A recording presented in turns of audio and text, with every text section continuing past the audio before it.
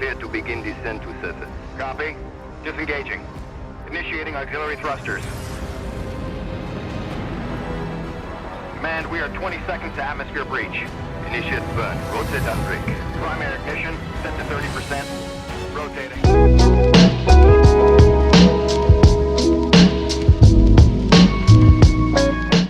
Outriders is a fun looter shooter that's hard to put down. In fact, I wouldn't have put it down at all and played for hours if it didn't continuously disconnect me from my solo playthrough at launch. Jokes aside though, the launch of Outriders is among some of the worst in recent memory. I can't review the game without first talking about the incredibly poor state it was and still is in since launch.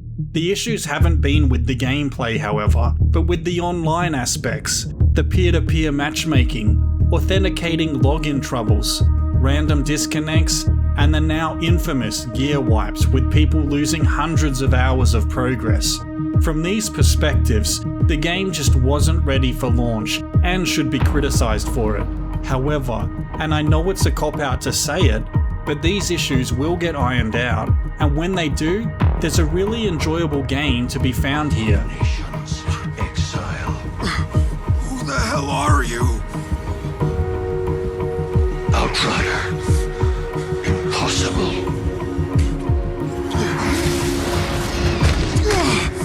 Such untapped power, such confusion. You want answers. You begin the game as part of a new colony of highly skilled and industrious people, fleeing Earth as it's no longer habitable. Fresh from an 83-year-long journey, you arrive on Enoch, the planet chosen by Earth scientists to start anew. As an Outrider, you are part of an advanced team of scouts, and as the rest of the colonists are finding their feet and setting up camp, you and your team go on a recon mission, and that's where everything begins to go wrong. To escape certain death, your character is put back into cryosleep and left there for 30 years. Cue waking up and beginning a wild ride of discovery, B-movie action, mystery, despair, and hope. The main campaign story for Outriders is surprisingly much better than I expected going into it, and I thoroughly enjoyed it.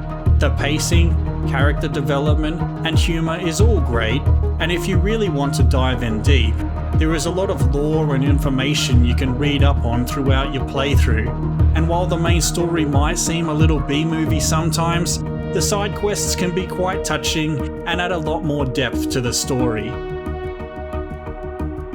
The campaign is complemented by a cool and intuitive leveling system that lets you tackle things at your own pace.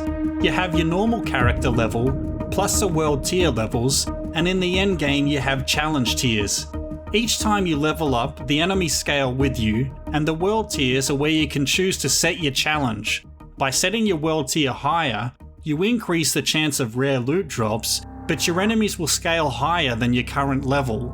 Not to worry though, as you can find gear above your level and equip it to help even the odds.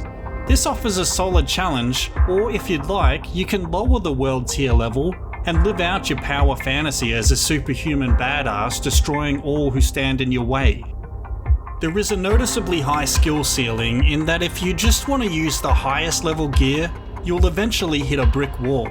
And in order to take on bigger challenges or increase your world tiers, you need to use the game's excellent weapon and armor modding system and synergize it with your favorite skills.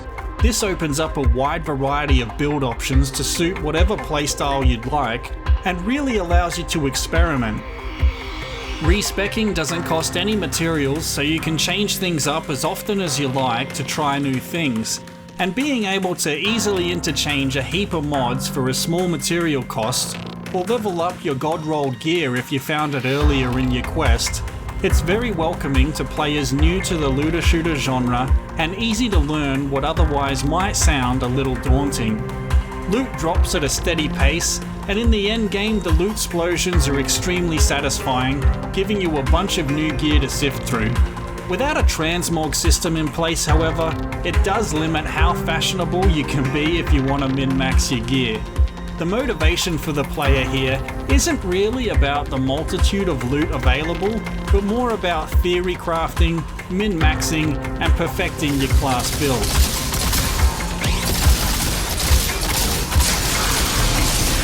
Once your build is good enough, it's time to tackle the endgame content. The endgame is where you get the good stuff. Expeditions are much more challenging than the main side activities like bounties or monster hunts, and consist of a variety of linear arenas with hordes of enemies to defeat as you move to the next area and ultimately to the prize loot. The challenges are time gated, with gold times getting you the best rewards and less so as you drop to silver and bronze. Character builds matter in expeditions if you want to achieve the best results. It can be done solo, but the best fun is had with one or two other friends.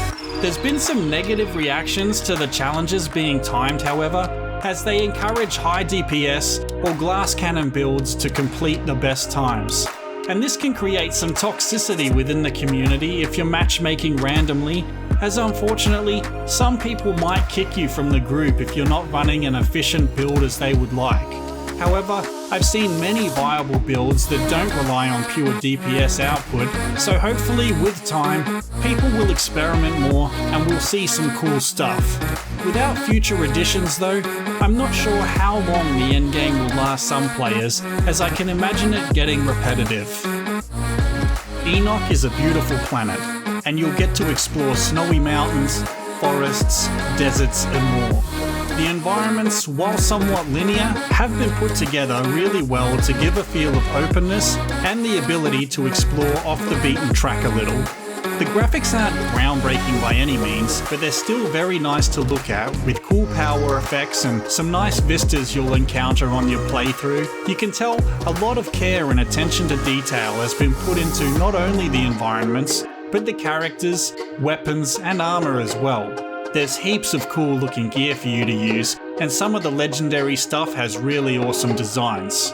The audio is hit and miss, some guns and effects sounding rich and punchy, while others somewhat muted. And there's minor bugs like footsteps not making sound on stairs or inclines and stuff like that. It'll be ironed out, but it's noticeable for now when it happens.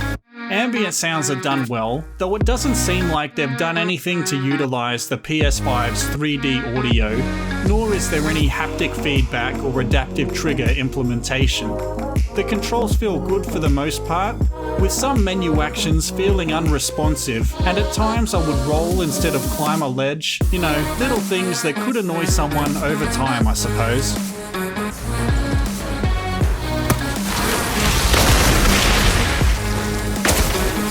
Overall, it's difficult to make a successful looter shooter, as many try to innovate a little too much and it just doesn't work. Plus the market has some really big hitting IPs that are tough to contend with.